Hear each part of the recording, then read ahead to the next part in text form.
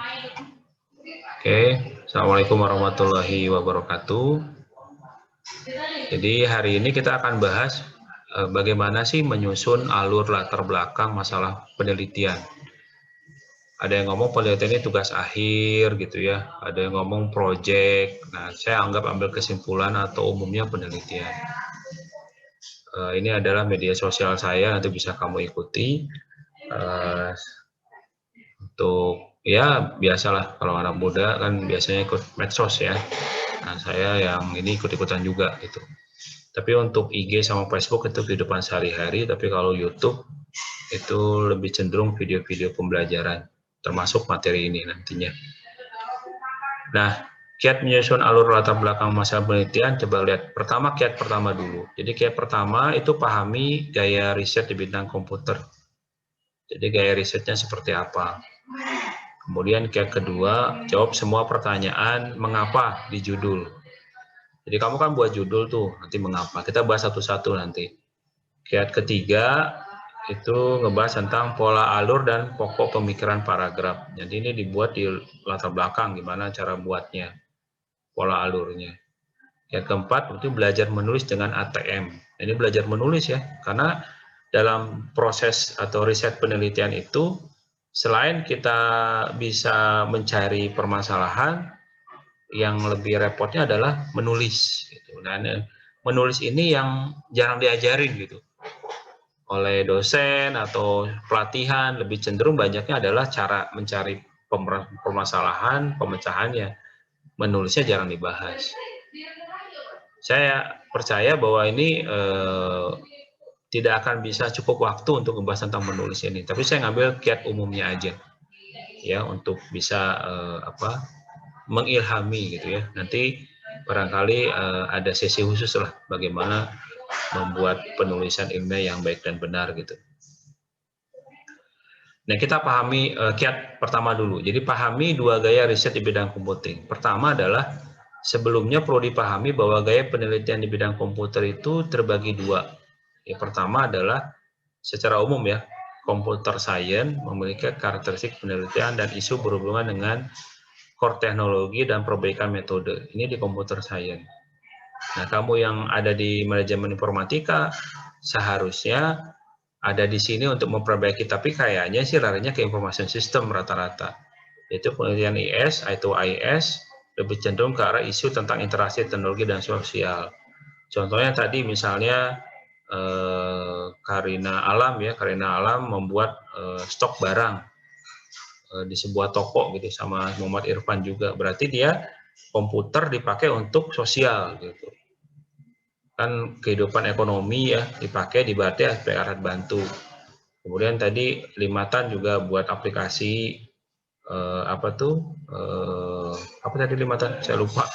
Kemudian ada tadi si buat aplikasi absensi, berarti alat bantunya, teknologi sebagai alat bantu untuk bisa menunjang kehidupan sosial dan ekonomi gitu. Ya, daftar hadir ya, berarti di information system gitu. Kalau di computer science itu keperbaikan metode, jadi ada metodologi apa diperbaiki menjadi lebih baik pakai computer science. Tapi kalau di IS itu ke masyarakat gitu ya, sosial, ekonomi gitu. Nah, apa yang kamu buat itu adalah untuk ke rata-rata ke bidang IS-nya. Nah, sekarang kita kiat yang kedua, menjawab semua pertanyaan di judul. Misalnya contoh nih, ya, contoh judul di atas nih. Ini IS ya, ini computer science, maaf. Prediksi produksi padi dengan menggunakan support vector machine berbasis particle swarm optimization. Jadi di sini lihat pertanyaannya, mengapa padi? Jadi kita harus ucik dulu kenapa harus padi yang kita harus lihat. Apa alasannya? Catat gitu ya.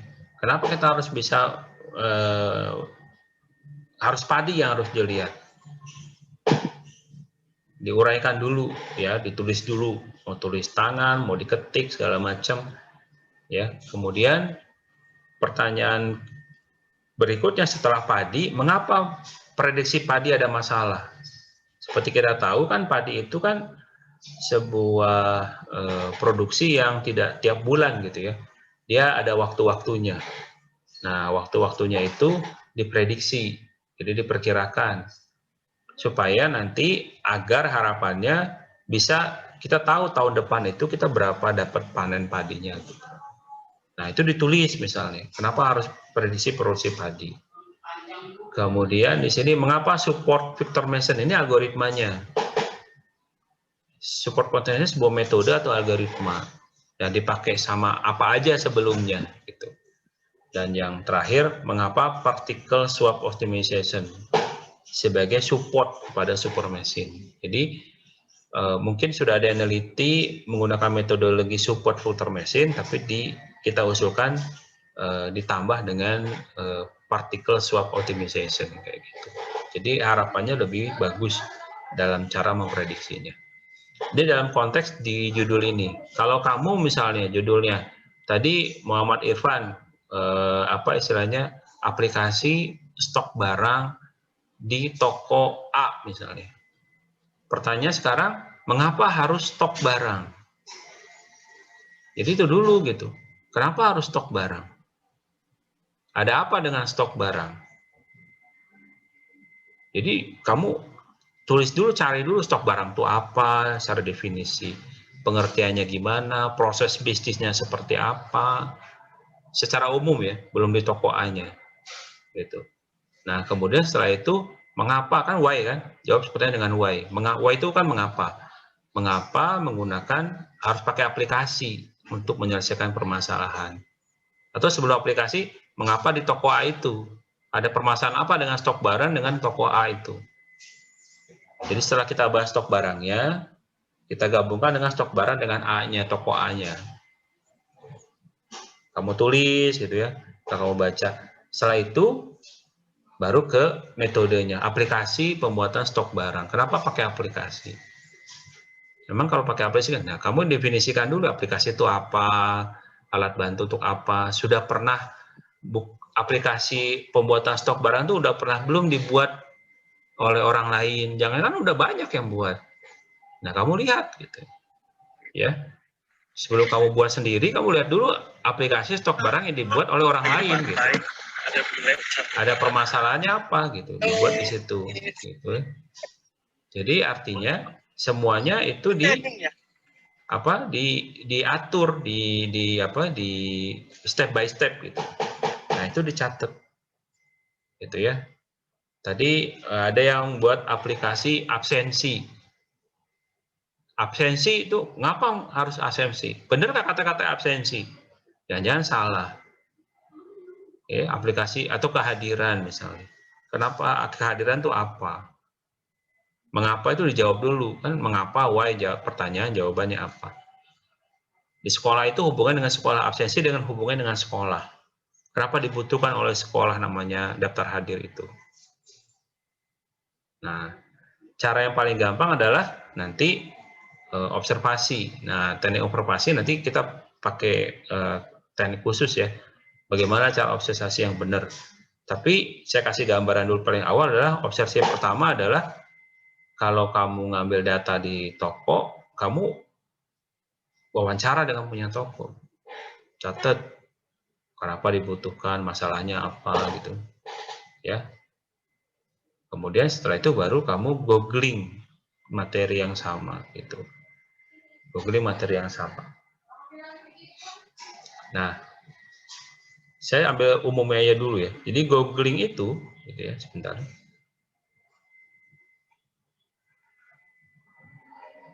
Sebenarnya ada semuanya di dalam apa di dalam internet kita gitu ya. Jadi pada waktu kita mau cari misalnya tentang tadi stok barang ya, aplikasi stok barang. Ingat ya, stok barang aja masih umum ya. Jadi barang apa gitu. Jadi kita ambil yang umum dulu, stok barang. Belakangnya pakai PDF misalnya. Kita klik. Nah, nanti dia keluar di sini. Aplikasi stok barang berbasis web. Jadi orang udah ada nulis nih.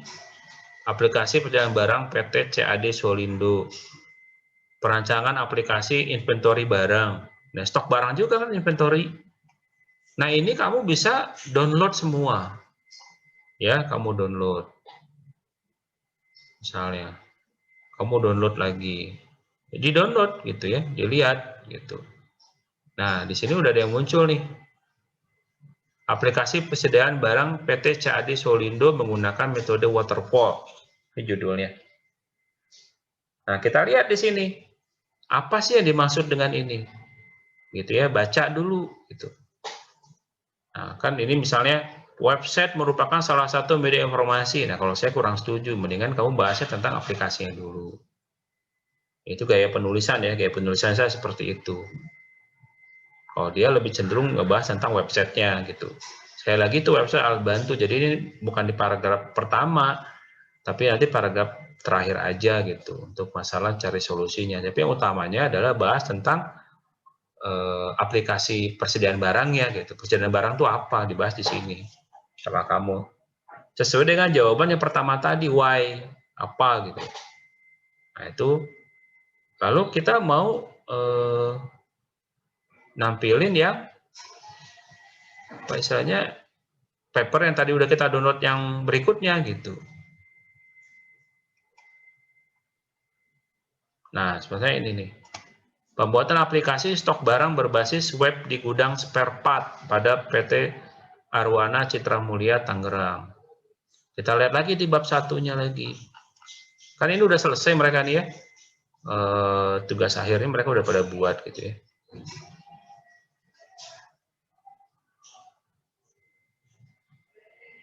Ini agak lewat dulu panjang. Nah, lihat latar belakangnya. Nah, dia nggak bahasnya tentang langsung ke perusahaannya. Langsung ke permasalahan dia di bab satunya. PT Arwana Citra mengulang data yang masih secara manual menggunakan. Nah, kalau saran saya ini masuknya di paragraf kedua. Paragraf satunya kau bahas tentang pengolahan datanya ini tentang stok barang tadi gitu ya. Bahas dulu itu. Nah, baru nanti di paragraf keduanya baru hubungannya dengan PT Arwana Citra Mulia ini. Itu saran saya. Jadi lebih ngejawab kiat-kiat yang tadi ya. Pertama, why apa, padi, lalu prediksi padi. Jadi nanti di bab satunya tentang padi dulu, bab 2, bukan bab ya. Paragraf satunya tentang padi dulu, paragraf 2 tentang prediksinya, baru hubungannya dengan algoritmanya. Kayak gitu. Ya, dicocokkan dengan judul tugas akhirnya. Oke. Mudah-mudahan bisa paham ya. Kita kembali lagi ke materinya dulu.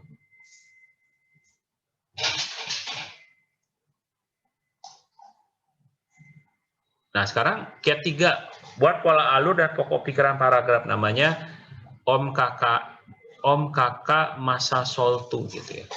Ini disingkat aja. Om itu objek penelitian. Jadi objek penelitiannya apa? Ya kita lihat, kalau kamu stok barang berarti objek penelitian stok barang. Ya, itu dulu pola pikir yang buat. Metode yang dipakai apa? Metode kamu kan nanti di aplikasinya pakai apa? Waterfall misalnya, pakai aplikasi waterfall, metode waterfall. Kamu buat metode waterfall. Tapi kalau saran saya, metode apa dulu yang ada di dalam buat aplikasi? Nanti kamu pilih salah satunya apa gitu. Catat dulu, ya. Kan kamu buat aplikasi nih, metode pembuatan aplikasinya apa aja yang kamu pelajari. Kalau kamu lupa, buka bukunya dulu waktu belajar di kuliah pembuatan aplikasi. Kalau kamu nggak tahu juga, catatannya hilang, kamu googling, ya, googling gitu.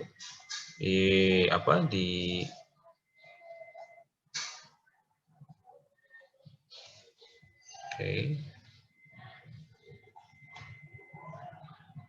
Kemudian kelebihan dan kelemahan metode yang ada. Nah, kalau ini sih sebenarnya karena kamu misalnya AIS, lebih cenderung ini tidak terlalu dibahas lah, ya, nggak ada masalah lah. Tapi yang paling mungkin kamu bahas kelebihan dan kekurangan menggunakan aplikasi tanpa aplikasi, misalnya.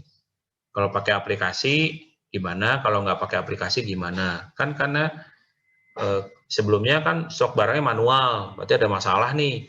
Nah, dengan aplikasi mudah-mudahan bisa masalah-masalah itu teratasi gitu. Nah, masalahnya apa aja? Kamu rekap tulisannya gitu. Keempatnya, Sebentar. Masalah pada metode yang dipilih. Jadi pada saat kamu buat aplikasi itu masalahnya apa nanti? Munculnya apa? Fitur yang muncul di situ apa? Ya, jadi misalnya mau stok barang. Nah, stok barang itu barangnya apa aja yang mau dimasukin? Pakai periode berapa lama? Menghasilkan apa nantinya? Sehingga yang dihasilkan membantu supaya tahu bahwa stok barang itu setiap berapa bulan, 3 bulan. Tapi kamu observasi dulu sama perusahaannya gitu, sama tokonya. Gimana pola dia selama ini secara manual. Gitu ya. Dalam mengecek stok barang. Apa tiap hari, pas seminggu sekali. Nah, maunya apa? Mau real time atau gimana nanti di aplikasinya gitu ya. Nah, solusi perbaikan metodenya. Jadi solusi ini kan di computer science sebenarnya. Kalau kita sesuaikan dengan IIS-nya, solusi yang diusulkan adalah buat aplikasi yang menggunakan metode apa itu waterfall atau framework atau yang lain, terserah. Kemudian nanti tujuan penelitiannya apa. Sehingga nanti ngebuat sebuah aplikasi menggunakan metode ini agar pencatatan stok barangnya bisa menghasilkan keakuratan, ya, data yang akurat, misalnya. Jadi menghasilkan data akurat dalam penyimpanan atau stok barang, pencatatan stok barangnya. Seperti itu. Nanti kata-katanya kamu lihat dari kamu baca dulu tugas akhir yang tentang terkait stok barang yang tadi disampaikan sebelumnya, kamu kumpulin dulu. Kemudian kamu baca satu-satu, nanti di kepala kamu ada kemungkinan banyak sekali pembenaran katanya gitu ya. Nah, sekarang berikutnya adalah kiat 4, belajar menulis dengan ATM. ATM ini adalah singkatan ya. Jadi amati, tiru, dan modifikasi. Jadi cara yang paling cepat dalam manjur untuk menulis yang benar itu adalah menulis paper atau proposal atau laporan dengan melakukan ATM, amati, tiru, modifikasi. Jadi paper atau tugas akhir yang dibuat itu kamu kumpulin dulu gitu. Kemudian kamu lihat, bukan copy paste ya, sekali lagi jangan copy paste, kamu lihat kayaknya saya setuju ini gitu. Ambil satu paper, 2 paper yang jadi yang bagus lah. Ya, dipilih dari sekian banyak paper tuh pilih kayaknya bagus tulisan, kamu rapihkan kata-katanya. Lebih tajam gitu ya. Kiat yang kedua, banyak baca paper. Nah, itu kan benar kan? Lihat bagaimana para peneliti nulis hasil penelitian mereka. Tiru alurnya. Alurnya kamu tiru, tapi nggak nyontek kalimatnya dan modifikasi pelan-pelan di tulisan kamu buat. Seperti itu ya. Kumpulin paper-papernya, baca. Kemudian alurnya kayak gimana? Ya, kemudian tiru alurnya. Kemudian, tapi nggak nyontek kalimatnya ya. Kalau nyontek itu kan copy paste. Ngerti ya? Irfan ya, jadi semua di blog pindahin. Nah, itu bukan itu yang kita mau gitu. Baca intisarinya apa, pakai bahasa kita sendiri, gitu ya. Kemudian di nomor 3, jangan lupa milih paper yang dipublikasikan di jurnal yang berkualitas. Jadi artinya kalau misalnya kamu nggak ada di jurnal, di kampus yang berkualitas. Kamu kenal lah kampusnya, paham nggak? Jadi ada tugas akhirnya. Kemudian kalau yang S1 kan ke jurnal ya, atau konferensi yang berkualitas. Tapi kalau kamu ambil dari kampus yang berkualitas, yang terkenal reputasinya. Ya, jangan yang kamu nggak kenal siapa nih dari kampus nggak jelas ya, berarti kamu ilangin, nggak usah dibaca gitu. Kalau kampusnya kamu kenal ya, kampusnya terkemuka, nah kamu baca. Biasanya dia lebih bagus penulisannya karena dibimbing oleh dosen yang berkualitas bagus juga. Kemudian yang keempat, paling tidak supaya tidak tersesat dalam studi literatur nih. Jadi kamu kan nanti di bab 2-nya studi literatur, paper itu jadi studi literatur nanti. Jadi patokan paper yang berkualitas adalah masuk di jurnal ya. Kalau saya karena kamunya D3, jadi kamu masuknya ke kampus-kampus yang terkenal aja gitu ya. Syukur-syukur ada di jurnalnya juga, lebih bagus kalau ada. Ya, dipasang di situ. Tapi kalau nggak ada, cari kampus yang terkenal. Ya. yang paling gampang kampus yang terkenal. Nanti kalau mau bagus, cari jurnal yang Indonesia yang terkenal. Kalau mau lebih bagus, yang bahasa Inggris. Ya, cuma banyak keluhan ke saya, Pak Yopi, saya nggak bisa bahasa Inggris. Kayak lagi ya, saya sendiri juga nggak pinter-pinter banget pakai bahasa Inggris, tapi saya mau belajar gitu, baca pakai bahasa Inggris. Ya, ada Google Translate, ada apa, jadi tantangan aja kalau mau buat tulisannya bagus gitu, yang rapi.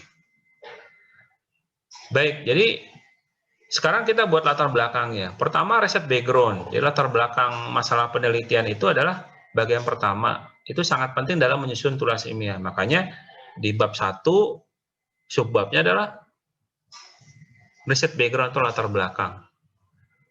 Ya, alasan kamu mau meneliti masalahnya apa, kenapa ini diangkat gitu ya. Kemudian subjek area. Jadi areanya di mana? Mengapa melakukan penelitian pada topik dan masalah tersebut? Kenapa? Gitu. Apa alasannya? Ini kan di latar belakang ya. Kemudian real problem. Banyak mahasiswa yang berhasil membuat latar belakang masalah dengan baik. Sebagian karena masalah penelitian memang tidak jelas dan mengada-ada. Jadi nggak berhasil membuat latar belakang yang baik karena nggak jelas permasalahannya apa dan mengada-ada. Sebagian lagi karena copy paste. Sehingga alur paragrafnya menjadi kacau gitu ya.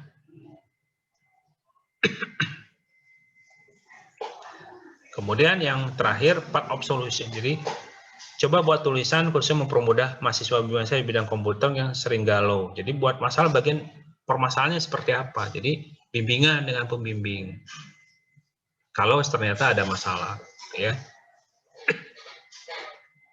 Sehingga kamu bisa konsultasi gitu.